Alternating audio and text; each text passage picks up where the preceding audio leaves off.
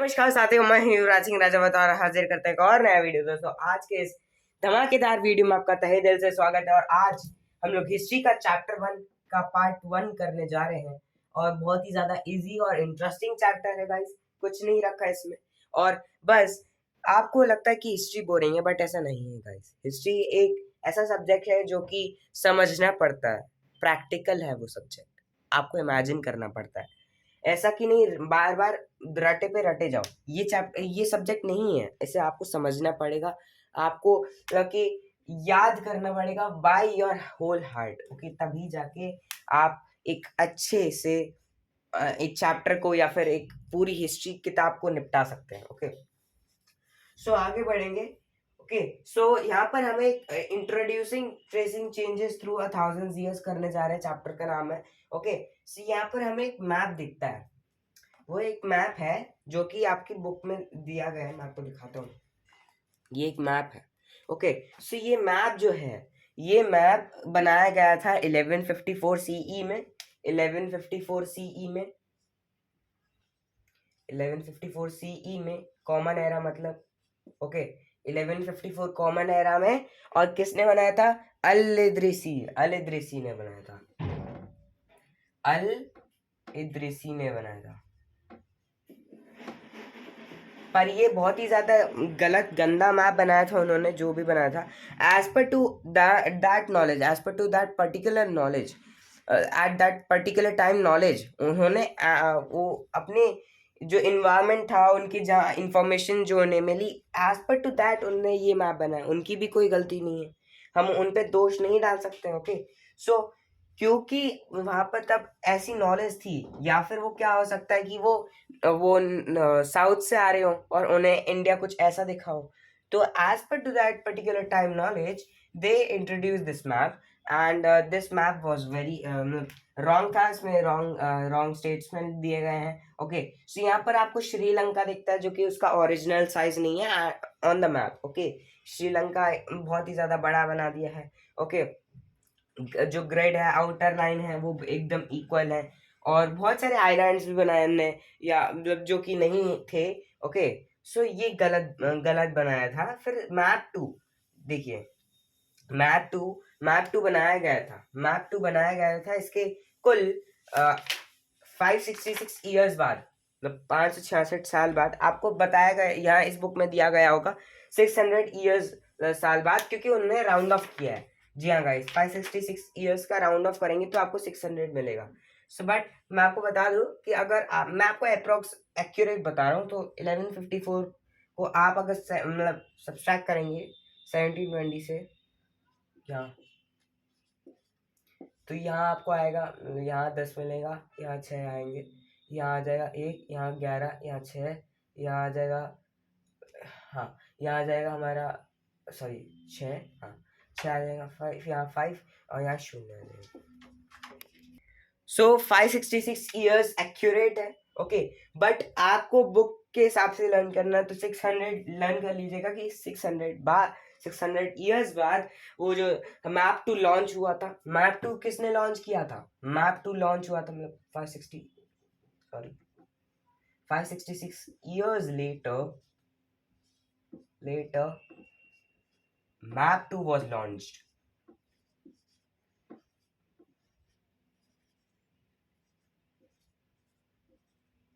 Okay, और map 2 किस year, मतलब किस ईयर में बनाया था? तो वो 1720 में बनाया था, 1720s के अंदर बनाया था। ओके, 1720 में बनाया था। और किसने बनाया था? गुलाम इसले ने, जो कि एक फ्रेंच कार्टोग्राफर है। ये एक अल इद्रिसी कौन थे? वो एक अरब जियोग्राफर थे। ओके, सो 1720 के अंदर जो हमारे गुलाम इसले हैं,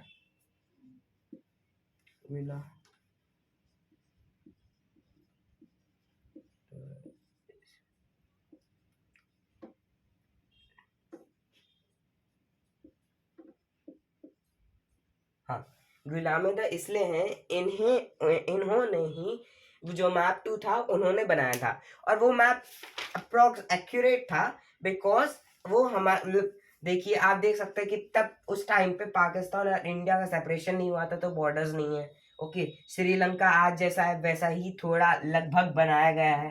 सब थोड़ा सा इक्वल है, बट पूरा मतलब जो डिस्क्रिप्शन है इन्होंने फ्रेंच में दिया है, और जो अल इदरीसी हैं उन्होंने मैप में अपना जो वर्णन दिया है वो एकदम अरब मतलब अरब में ही दिया है टोटली। ओके, बट यहाँ पर आपको एक कन्नौज का सिग्निफिकेंस मतलब कन्नौज की स्पेलिंग ये है, कन्नौज, कन्नौज, हाँ कन्नौज।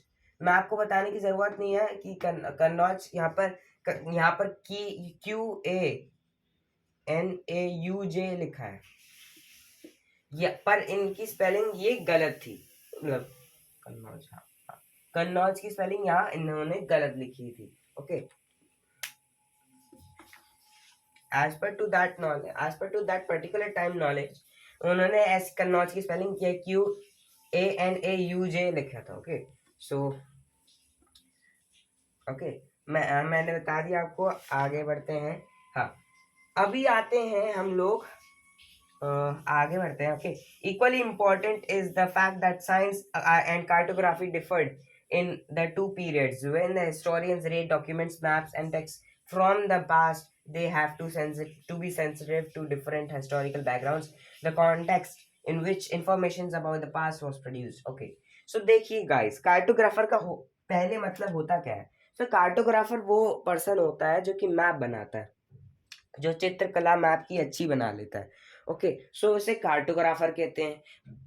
ठीक है, सो कार्टोग्राफर के बारे में बता दिया। अब इसमें ये स्टेटमेंट दिया गया है कि हिस्टोरियंस को सेंसिटिव होना पड़ता है as per to that particular time, वो किस पास्ट में जा रहे हैं। फॉर एग्जांपल, अगर फॉर सपोज आप एक हिस्टोरियंस हैं, ठीक है, आपको इंडस वैली सिविलाइजेशन के बारे में खोज करनी है, या फिर वेदास के बारे में खोज करनी है, या फिर उस पर्टिकुलर टाइम में कैसे लोग जीते थे, कैसे सर्वाइवल करते थे, उसकी खोज करनी है, तो आपको उस टाइम पीरियड के लिए भी सेंसिटिव होना पड़ेगा। उस टाइम पीरियड में क्या जो आइटम्स होते होंगे, क्या फिर सिस्टम्स होते होंगे, या फिर क्या चीज़ें होती थी जो कि लोगों की रिक्वायरमेंट फुलफिल करती होगी, तो आपको उसके लिए सेंसिटिव होना पड़ता था होगा। ओके, सो यही बात कही गई है। ओके, अब हम पढ़ेंगे न्यू एंड ओल्ड टर्मिनोलॉजीज। देखिए गाइस, समय के साथ साथ चीजें भी बदलती रहती हैं, ये हम सबको एग्री करना पड़ेगा। सो गाइस, ये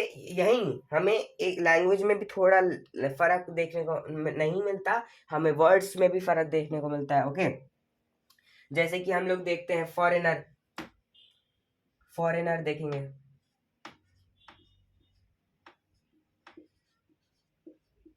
सो फॉरेनर का मतलब आज हम जानते हैं कि एक स्ट्रेंज बंदा जो कि एक अलग कंट्री से आया हमारी कंट्री में।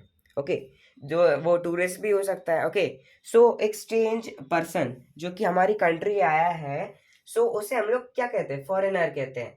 आज आज इसे फॉरेनर का मतलब कहा गया है, बट आप अगर कई सदियों साल पहले जाओगे, मतलब हजारों साल पहले, या फिर 500-600 साल पहले जाओगे, तो फॉरेनर का मतलब ये नहीं था। फॉरेनर का मतलब ये था कि एक एक ऐसा पर्सन जो कि किसी एक राज्य से दूसरे राज्य आया है, या फिर एक क्षेत्र से दूसरे क्षेत्र आया है, जो कि उस पर्टिकुलर एरिया का कल्चर का पार्ट नहीं है, उसे हम लोग क्या कहते थे?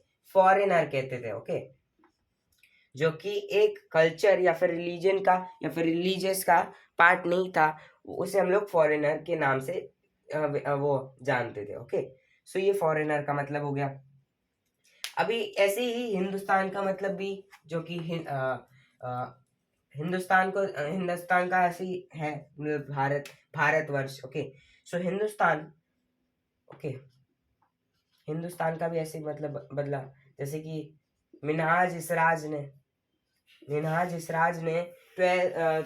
13th सेंचुरी में मिनहाज इसराज ने क्या कहा था कि हिंदुस्तान के बारे में, कि हिंदुस्तान जो एक ऐसा एरिया है जो कि गंगा और यमुना के बीच में, एक ऐसा एरिया जो कि पंजाब और हरियाणा के बीच में, एक ऐसा एरिया जो कि दिल्ली सुल्तान के अंडर में आता है, बट उन्होंने कभी भी साउथ इंडिया को नहीं अंडर लिया। ओके, सो ये मिनहाज इसराज ने कहा था, जो कि बिल्कुल गलत था। Okay, 13th century, but as per to his knowledge, as per to that particular time knowledge, उन्होंने जो इंफॉर्मेशन बताई थी, वो जो प्राप्त की थी, वही बताई उन्होंने हिंदुस्तान के बारे में। Okay, okay. और दूसरे दूसरे को हमें मिलता है कि जो बाबर हैं 16th सेंचुरी, जो कि अकबर के दादा थे बाबर, ठीक है। 16th सेंचुरी में उन्होंने क्या कहा था कि 16th सेंचुरी में ये कहा था उन्हें कि उन्होंने पूरा ज्योग्राफी इंडिया के बारे में बताया था, जो कि एग्जिस्ट करती थी। फ्लोरा एंड फौना के बारे में बताया, सिर्फ और सिर्फ ज्योग्राफी से वो रिलेशन रखा उन्होंने बताया। ओके। फिर क्या कौन है? अमीर खुसरो। अमीर खुसरो ने 14th सेंचुरी में बताया कि ये 14th सेंचुरी में बताया कि ज्योग्राफी के बारे में, उसके कल्चर के बारे में बताया, जो ज्योग्राफी थी वो उसके बारे में बताया था। तो लगभग 14th सेंचुरी में उन्होंने जो पहले एग्जिस्ट करती थी इंडिया की ज्योग्राफी वो बताई थी। Okay. Historians today have to be careful about the terms and they use because they meant different things in the past. Take example of the simple term like foreigner is used to mean someone who is not an Indian. Okay. In the medieval period, foreigner was an strange who, मैंने आपको बताया कि foreigner का मतलब तो हमें पढ़ने की जरूरत नहीं है। Historians and the sources, historians और उसके sources क्या होते हैं आप बताइए। हमने क्लास 6 में पढ़ा था कि हिस्ट्री कैसे फाइंड आउट की जाती है। हिस्ट्री कैसे फाइंड आउट की जा सकती है? मैन्यूस्क्रिप्ट के थ्रू, मैन्यूस्क्रिप्ट के थ्रू। Okay okay. मैन्यूस्क्रिप्ट के थ्रू होती है, इंस्क्रिप्शंस के थ्रू होती है।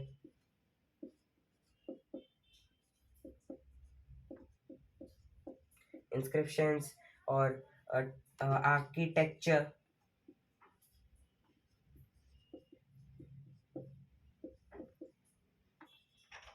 Okay okay.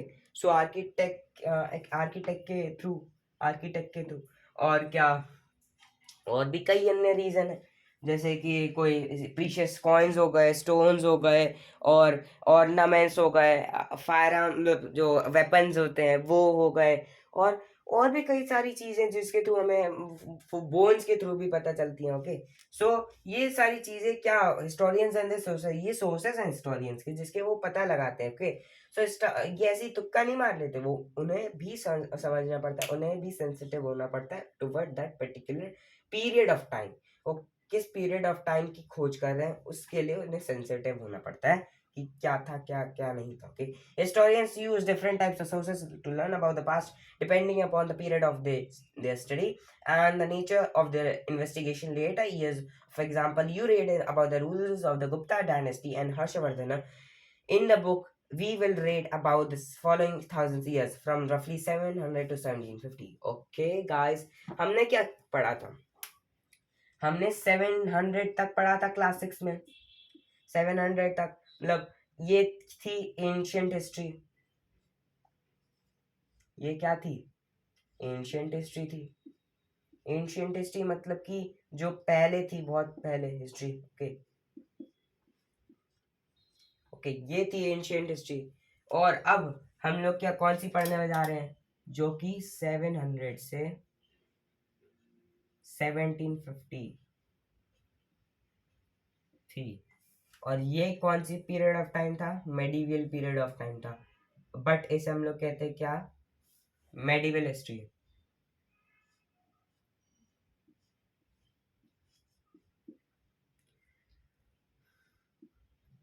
Medieval history. और जो हम ये क्लास 7 की बुक मेडिवल हिस्ट्री के बारे में है, तो ये मेडिवल हिस्ट्री बुक हुई। ओके। और ये हम लोग 1750 ऑनवर्ड्स कौन सी थी? जो कि 8th में है। 1750 ऑनवर्ड्स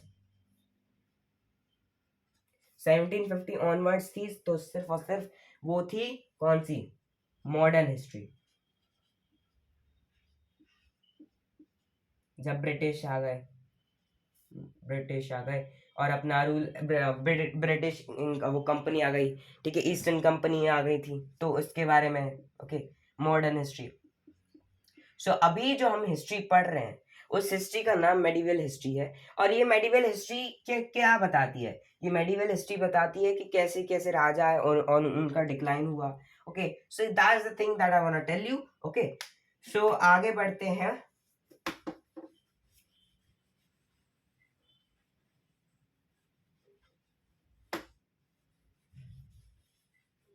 ठीक है। सो बेसिकली अब आपके मन में एक क्वेश्चन होगा कि 13th या 14th सेंचुरी में कब पेपर वॉज वेरी कॉस्टली और कब ज़्यादा अवेलेबल था। सो बेसिकली 13th सेंचुरी में वो paper was not available much and so it was costly, and when in the 14th century it was available much and so it cost cheaper. Okay, so ये difference हमें देखने को मिलता है। Okay, so answer मैंने आपको बता दिया जो कि पिंक बॉक्स का आंसर है। Okay, so widely available people used in to write holy text, chronicles of rulers, letters and teachings of saints, petitions and judicial records and for registers of the accounts and taxes. So basically paper was not only use of that manuscripts and all. हम लोग उससे क्या लिखते थे, हम लोग tax के बारे में लिखते थे, हम लोग अबाउट द वो प्रशस्तीज लिखते थे, हम लोग क्या लिखते थे, और हम लोग वो रजिस्टर जो रिकॉर्ड्स होते हैं वो लिखते थे। सो ये हमें देखने को मिलता था। तो गाइस आज के लिए सिर्फ इतना ही।